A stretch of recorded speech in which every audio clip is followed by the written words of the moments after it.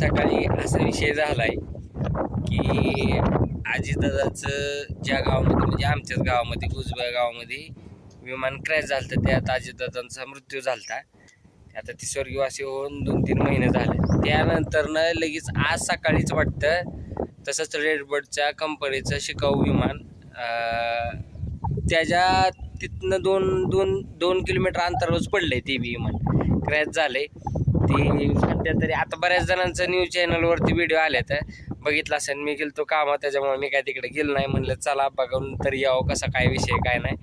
तिथं गेल्या मी विषय सांगतोय कसे काय झाले. मला मम्मी म्हणली यार ती विमान क्रॅश झाले ती माहिती आहे का तुला, असा विषय झाला. ती म्हणलं बघायला जावं नेमकं काय विषय झालाय काय नाही. आईला माहिती आहे नाही माहिती आहे म्हणून मी आईला फोन केला. आई म्हणते यार मला सकाळ सकाळच पप्पा म्हणले तर क्रॅश झाले ते.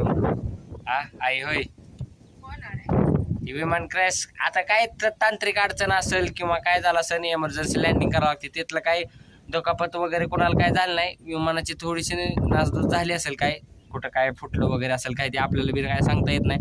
आता तिथं गेल्याशिवाय तरी काही माहिती होऊ शकत नाही. त्याच्यामुळे मी आता काय करतो तिथं जातो, तिथं जाऊन व्हिडिओ काढतो काय विषय काय नाही. तिथं जर पोलीस असलं तर मग मला जास्त मी लय पोलिसांना भेटतो. त्याच्यामुळे मी काय लय बोलणार नाही खरं सांगायचं म्हणलं तर. आणि ते कोणी का मम्मी आजानाच्या कोणी बघितलं ती अगं ती गोल टोपीवाला मामा नाही तो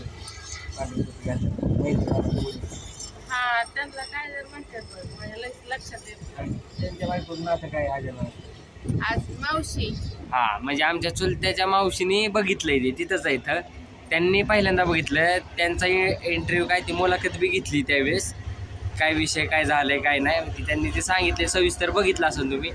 आता मी काय करतो तिथं जातो आणि बघतो काय सिच्युएशन आहे.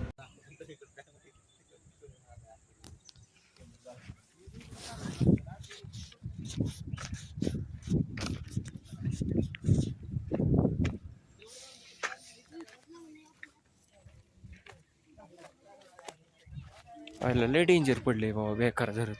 त्याला गुंडळून घेतलंय ती कंपनीचं काय नाव बिव काय दिसून देत नसते.